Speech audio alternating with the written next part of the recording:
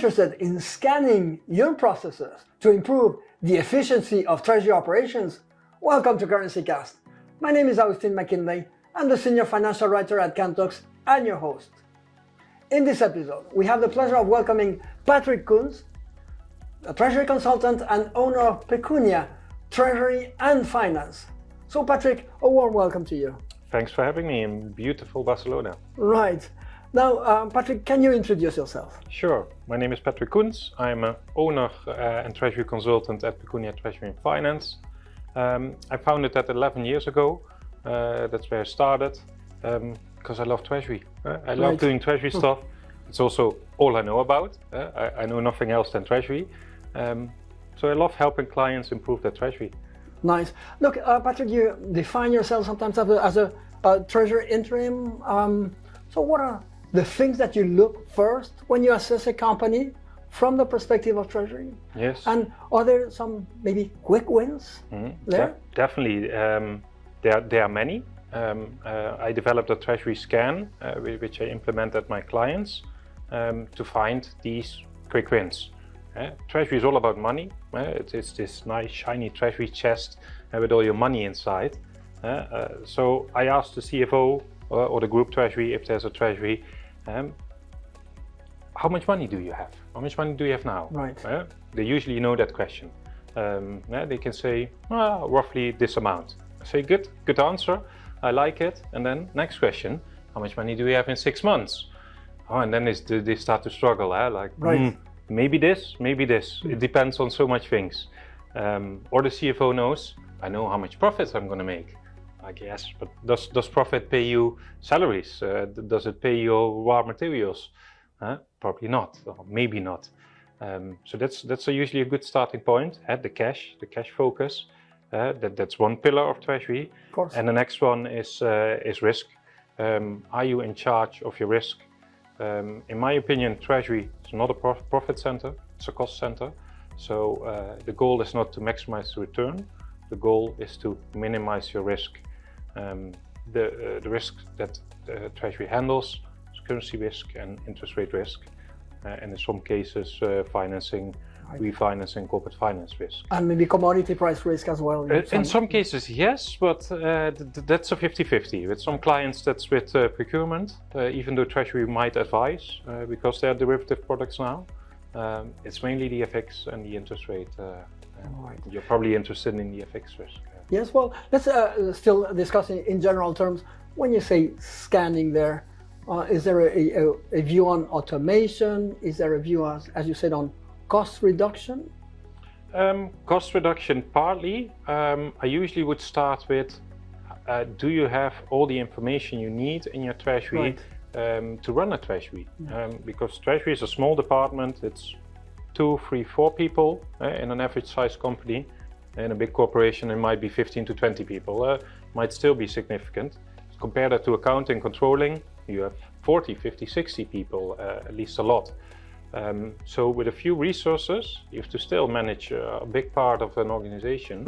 And you cannot manage what you cannot measure, right? Indeed. So you need information, and that's the key. For example, do you have insights in all your bank accounts?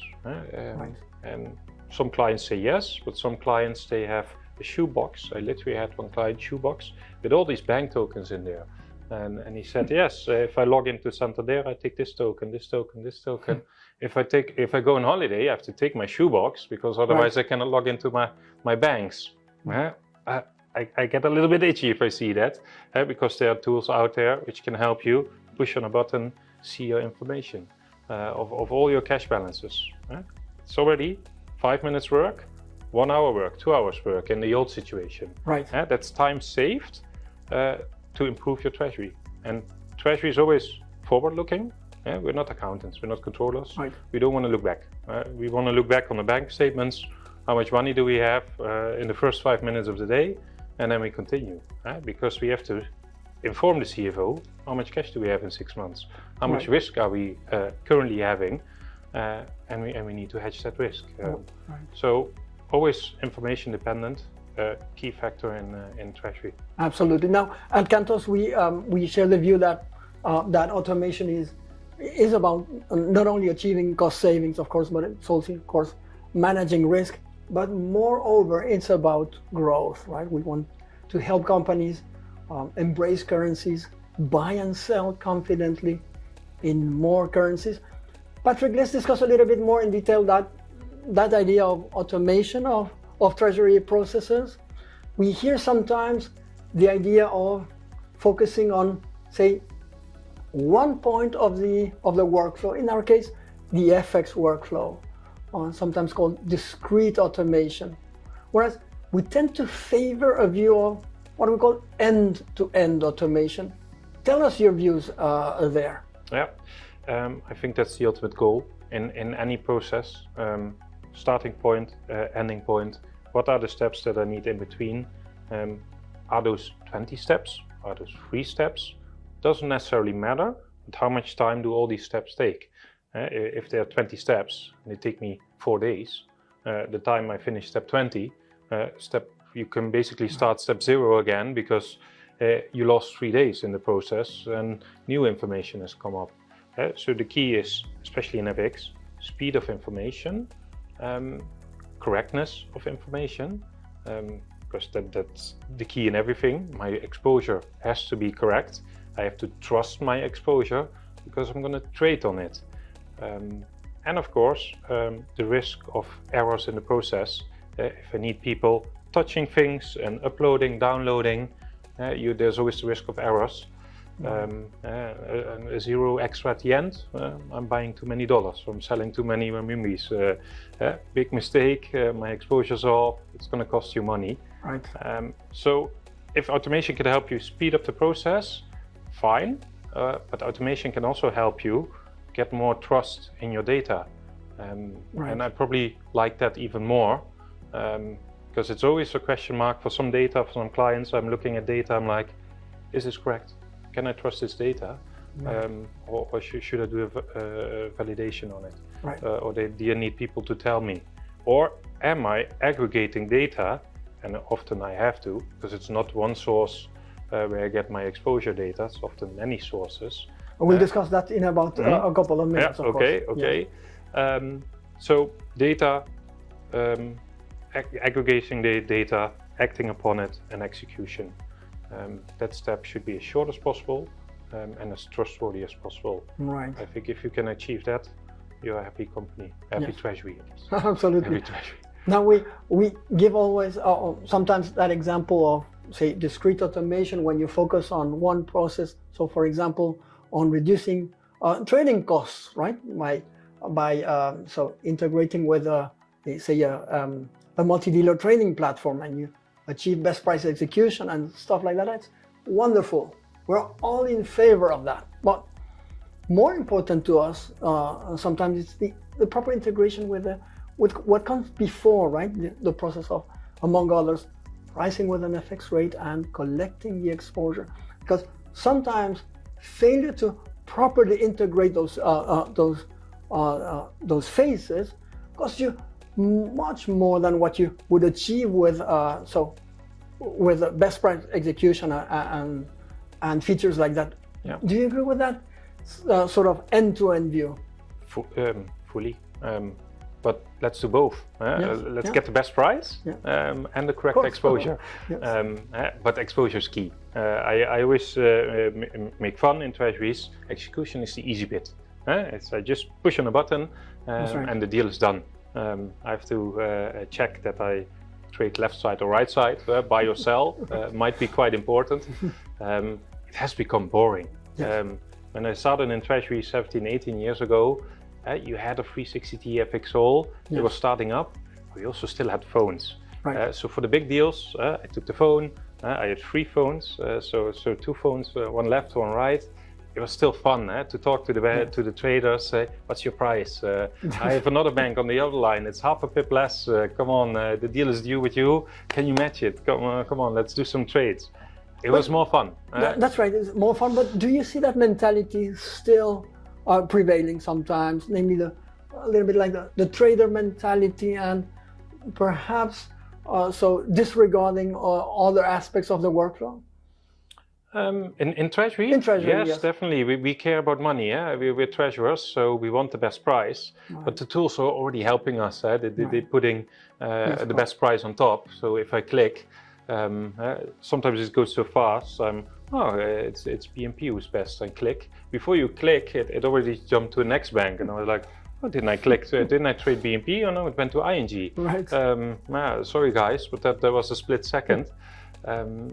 That's slightly become boring. But easy bit, most important bit, exposure. Right. Spend more time on exposure than on execution. Absolutely, yeah. Because that's where the win is. Of course, I would look at pricing and execution, because it's price times quantity. If your quantity is high enough, and I can get the price down only 10-20%, if I do 1 billion in turnover, still a huge saving. But if your exposure is off, then you're doing wrong trades. Wrong trades is wrong exposure, and at the end of the year, in your P&L, you're still reporting currency losses or gains. Right. And the CFO will be at the treasurer's table. Treasurer, that's right. What did you do? and the treasurer will probably tell it's not cash flow exposure, it's translation risk. That's absolutely right. But you can never get it to zero. But still, at least the treasurer has to make sure that his exposures, which he's getting, he's not responsible for the exposures in many cases. Right. He's not the cause of the exposures.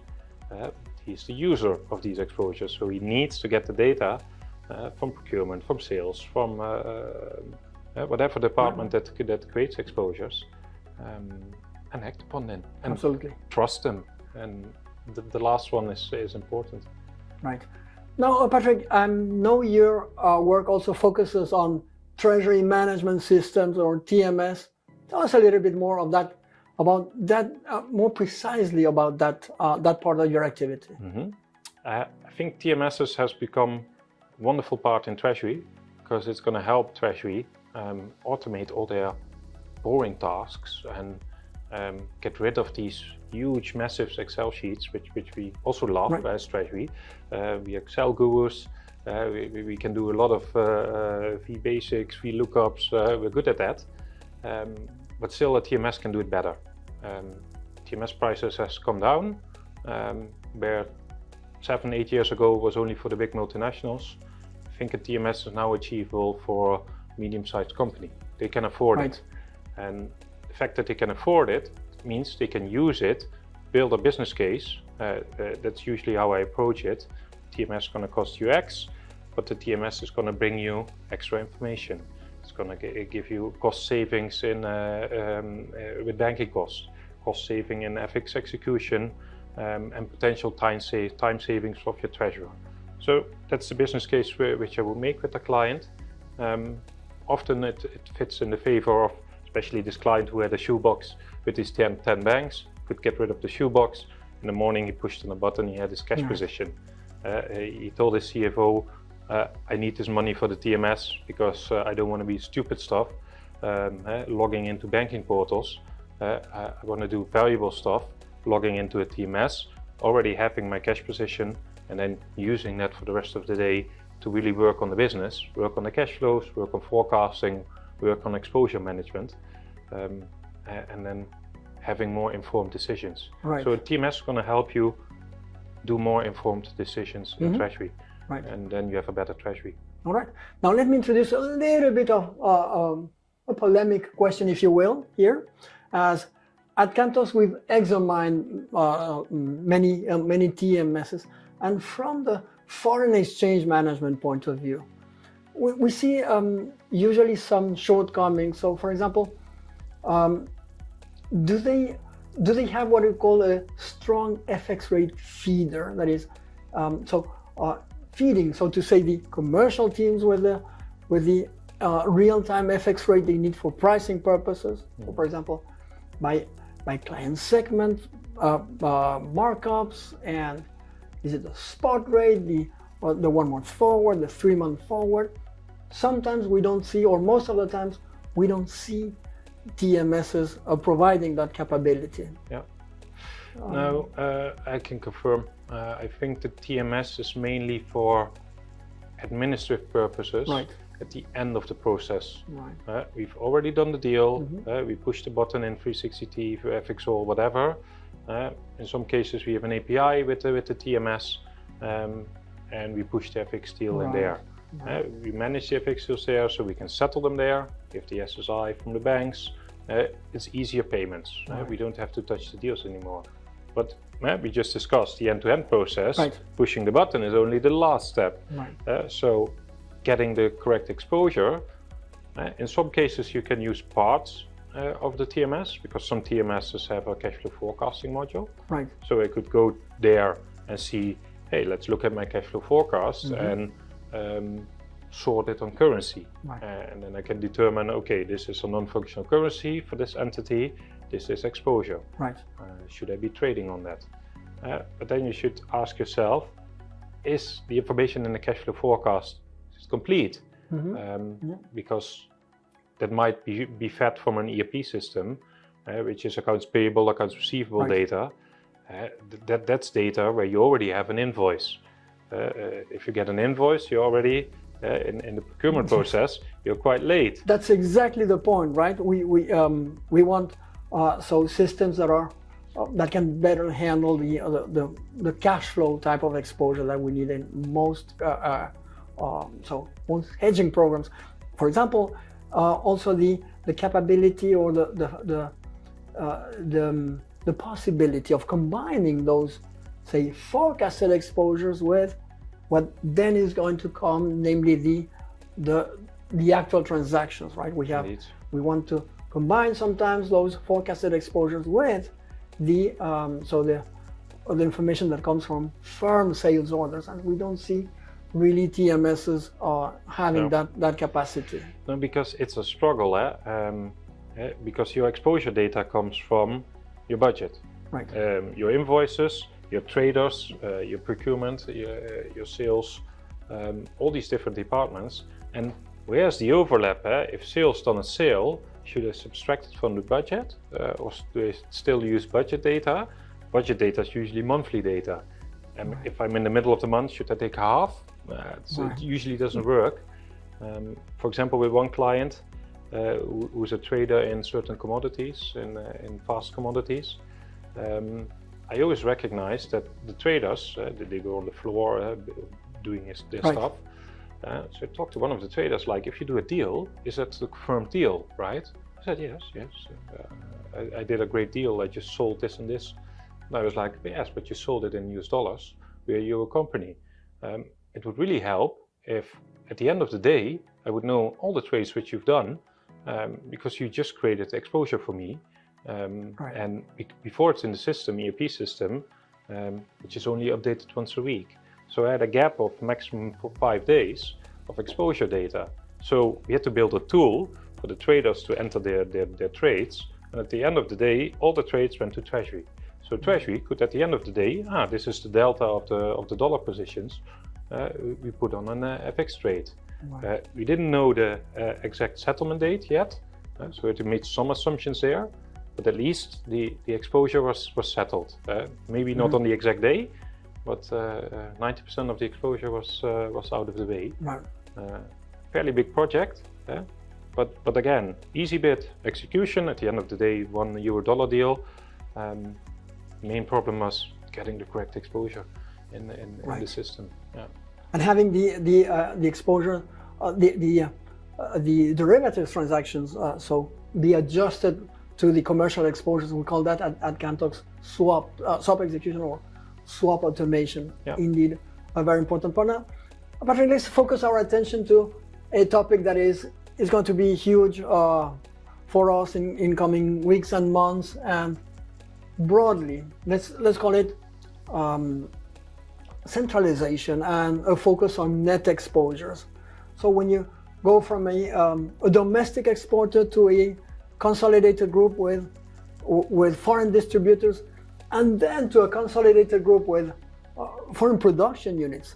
Now, the complexity of currency risk management can become really impossible, right? Yes. Now, we call that I call that the paradox of complexity, right? You reach that level of complexity, and then you focus on unsimplifying a little bit with managing net exposures. Do you see that as a trend? What is involved in all of this? Yes, it should be the ultimate goal, yes. There's a big struggle to get there.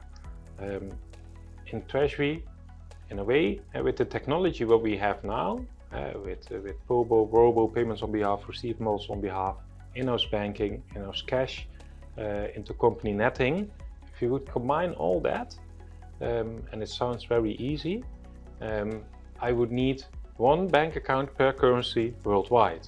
Right. Because all the euro flows, let it arrive on one bank account, and then we split it to the entity which owns it. But then the complexity starts, of course, because the euros for the euro entity, fine, no exposure.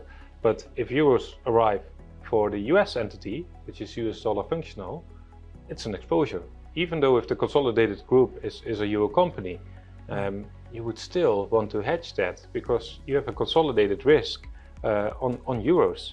But Patrick, who does it? Is it a subsidiaries? Is it headquarters?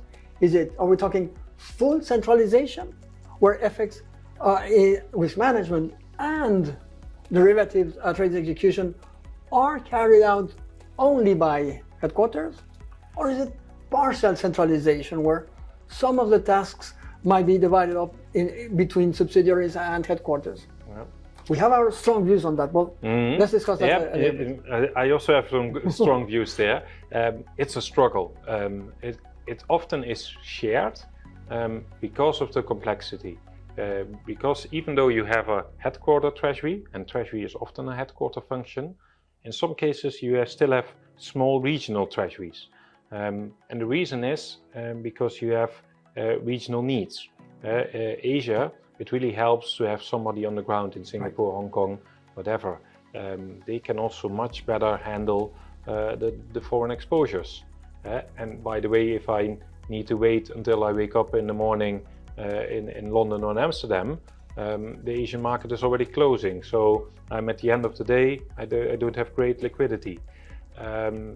So often 3 treasury centers make sense, one headquarter, one in Singapore, one in Latam or North America, but you need to work together. Headquarter determines the treasury policy, and often in the policy it mentions, hey, this is the threshold, above a certain threshold, you need to hedge. Yes. Sounds very easy. In practice, it's not always implemented, or people don't adhere to it, just because why should somebody in the US care about their FX exposure? They are head of the subsidiary there. The consolidated numbers, it's not hurting them. The bonus is not linked to it. So often you have to really, as a headquarter treasury, push them. Hey guys, this is the policy, adhere to it, because I need your information. But they need their motivation as well, right? So for example, I don't know, maybe link their compensation packages to the quality of their forecasts. Yeah, scary, but not scary. but not to the execution of those derivative transactions, and leave that to headquarters. Would you? Yes, no, I agree. HQ should execute, but HQ is dependent on the information of the local entity, and of course we can check with the help of TMS. We can see, hey, the US entity, the US subsidiary, they have 10 million euros on their bank account. So maybe you should call them or ask them, hey guys, you have 10 million euros, that's an exposure. Maybe we should hedge that. But maybe it's not even exposure. Maybe they had 10 million euros inflow and they have invoices for 9.5 million somewhere. So their net exposures might only be 9.5 million. So it's always a struggle on finding this capacity of a treasury, which is a small team, which has to do less. So I'm really dependent on quality data, moving to full in-house banking, also for FX. And I need that to be able to do multi-currency netting, but that also means I almost have to implement a full in-house bank. And that's a huge project. So that's not about something which you do. we'll have news again in coming weeks and months.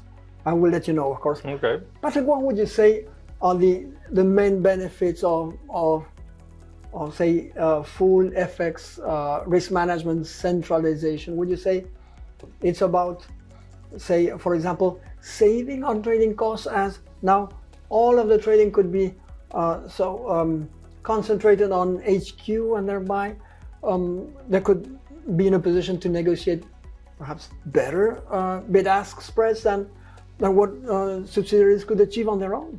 Or is it maybe perhaps to accumulate more FX expertise at group level? What would you say?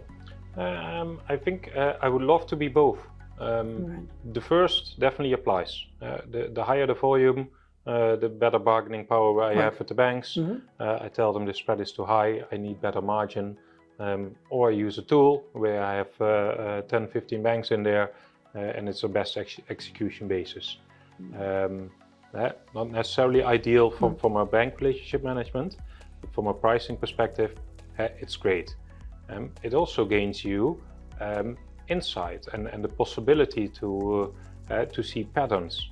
For example, the Asian entity who's receiving dollars, and we're selling on behalf of them. Other entities might be on the buying side of dollars. So if I can come up with a strategy from treasury perspective, hey, these value dates, if we put them on the same day, I don't have to buy 50 million and sell for $30 million. Let's only buy 20. That's right. And create an internal deal for 50 and minus 30. Absolutely. And not go bid-ask spread for big tickets. Right. It could be only half a pip, but half a pip on 50 million, if you do that once a week, it becomes serious money. You're pretty okay in treasury, yeah? Pretty quickly it becomes serious money. Indeed, indeed. So, but yeah, you need a central treasury to be able to do that. And you need to tell your subs, hey, tell me your exposures if you need deals. And you need a tool to be able to manage that, because you're doing the trade on behalf. It means you need to do a mirror trade. HQ trades with the bank, HQ trades with the sub. That's right. As a mirror.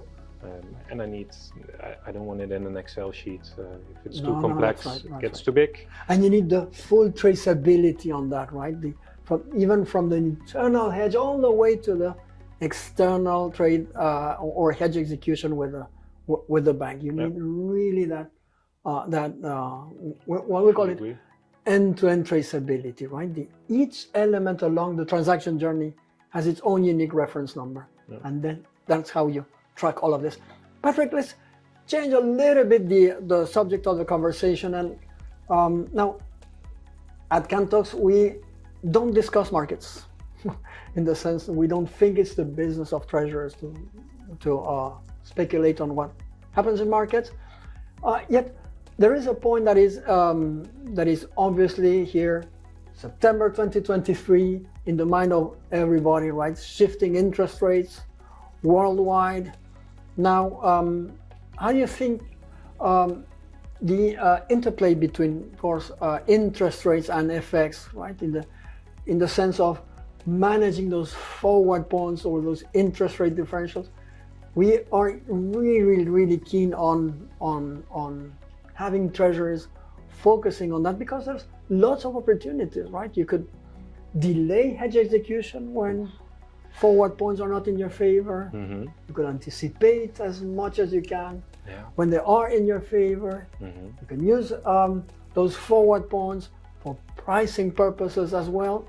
Do you see, given what's happening with interest rates worldwide, more interest in that type of thinking?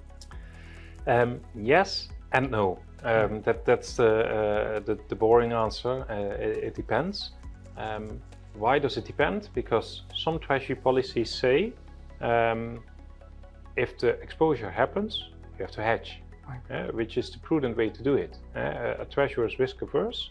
I have an exposure which is created, I have risk, I need to hedge it. I need to immediately eliminate it, which is fine, because are we playing the curve to save a little bit of forward points? well, it happened that the euro dollar went 3% in a day. Right. 3% versus maybe 10 basis points saving. I can't sell it to my CFO. What I can do is think about strategies. I had a client who had a hedging policy. He said, let's hedge 3 months forward every time and keep rolling it. So I challenged him. Does it make sense to do? Where does this 3 months come from? But that's a good point. Historically, it happened. Even though his cycle wasn't even 3 months, it was slightly longer, slightly shorter. Of course, with the increasing interest differentials, forward points have become more expensive. It made sense to shorten the cycle. I even proposed to him, let's do spot hedging, because we also had multi-currency cash pools connected to it. So we could play around like long and short currencies, even though the interest conditions on the cash pool were less favorable than swap points. But in some cases, on this weird forward curve, forward interest curve, we had a point where 3 months was more expensive than 2 months, even more than 4 months. So playing around a little bit could save a little bit on forward points. More work because you have to roll more often. But that can be automated as well, right? So for example, you just mentioned, Patrick, a really interesting topic there, a time-based approach versus a market-driven approach to the management of interest rate differentials in currency management, right? And you said that your client focusing on a 3-month time-based approach. We strongly favor more of a market-driven approach when we said conditional stop-loss orders, and in the event of unfavorable forward points, right? Depending on your tolerance to risk there, but there is when you achieve those savings on forward points. But that mentality there of a time-based approach is still very much prevalent, right? Instead of more of a market-based approach, which can be implemented now we have the tools to do that. But it's what you say, it's more difficult. It's like what we have, there's an explanation to do, right? Is it okay what we have? And does it make sense to put more work in it? So more effort? What's the output of this more effort? And do I have the time to put more work in it? Again, small treasury teams sometimes at capacity. I even had one client, they concluded, that was 3-4 years, that was pre-COVID. He concluded, every time I'm paying forward points, why? The market thinks it's this, forward points, but the market was flat. Different market, I understand. So they implemented the value at risk model.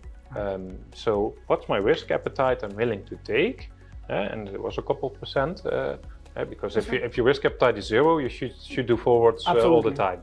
But they had some risk appetite, so they implemented a VAR model. A lot of work to implement it, more work to maintain it, because you have to calculate your volatilities all the time. Not easy, but the potential benefits was a lot of forward points saved. Absolutely. They stopped it during COVID because the market turned crazy, and the exposures also went wild. But I think you need some track record to. I think now it makes sense to slightly start it up again. We've seen that recently a lot with the dollar to Mexican peso, right? The spot rate relatively stable, yet an enormous amount of forward discount to the Mexican peso.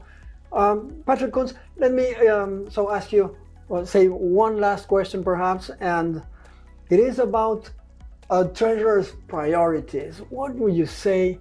If we read surveys, all of them, right? There is no exception. They focus on cash management. Cash is king, cash is queen, or cash is king and cash flow is queen. Whatever. What would you say? And what's the position of FX? I personally do not like that neat separation because I think there is much more these topics are really related one to another. But again, what is your view there on those surveys that keep us telling us that cash management is the top priority.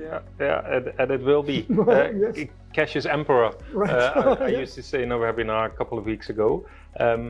And why? The treasurers, we are forward-looking. So it means, and top priority number one is always cash flow forecasting in Treasury for 10 years. So we have it a top priority, but we cannot solve it. And why can we solve it? Because the future is uncertain. And that's the problem.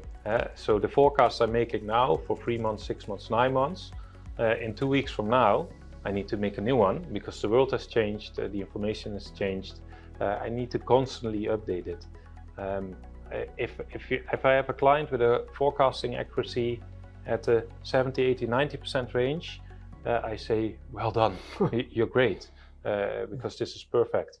And that means if I can't already get my forecasting right, yes, it hurts everything else. Absolutely. It hurts how much cash needs do I have in 3 months, or how much surplus cash do I have in 3 months. If that's uncertain, I need to build in a bandwidth. If my cash surplus is 50 million, I wouldn't put a time deposit of 3 months for 50 million. Right. Because if it's 45, I'm 5 million short. Right. So I need to determine, and that's the treasurer's role, on how certain is these forecasts going to be, and how do I adjust my treasury to it. Is this cash surplus 80%, 90%, 100% certain? Maybe I should invest 30 million for a longer period to maximize my interest result. Same on the exposures. Right. My 0 to 1 month exposures, they're fairly certain. They're 90 to 100% certain. Committed cash flows, committed hedge. It's the other part that is difficult, man. Yes. Exactly. It comes out of my cash flow forecasting and my the fact that a treasurer looks into the future and acts upon this. I see in the future I have FX exposure. I'm going to hedge it, but I need to adjust my hedging strategy to the certainty of that exposure. Part of these exposures are fully committed, 100% certain exposures. I put a hedge against that, which is 100% committed, swaps, forwards, whatever. Then I have exposures which are uncertain, uncommitted at least, because of budget, because of projected sales, not hard sales yet. Do I put a forward against that? Maybe not, because uncommitted exposure versus committed hedge, that's a risk. So but you can combine the two, right? So I want an uncommitted hedge with an uncommitted exposure. So I might look into options or indeed barriers, which makes sense. Again, it's more difficult. I still see clients using committed exposures, committed hedges, forwards. But then they say, okay, my exposure is not certain. I take 70% of that and I hedge that because I use the bandwidth method. It's the easy method, works okay-ish if you're stressed on time in a treasury. But you can think about different methods. I don't see many clients using FX options. Might be interesting in some cases, especially now in volatile markets. But then again, it's more difficult. So you need to have the capacity to trade that, administer that, settle that, be able to trade them. It's not easy. And changing a treasury like we've been doing forwards for 20 years already. Why should we change? That's also a different sell. And that's not a sell. It's challenging the status quo. And maybe you're good. Maybe you can be better. But we have to investigate. Absolutely. All right, Patrick Kunz, so Treasury Consultant and owner of Pecunia Treasury and Finance, thank you very much for being today with us at CurrencyCast, and see you next time. Thanks, I loved it.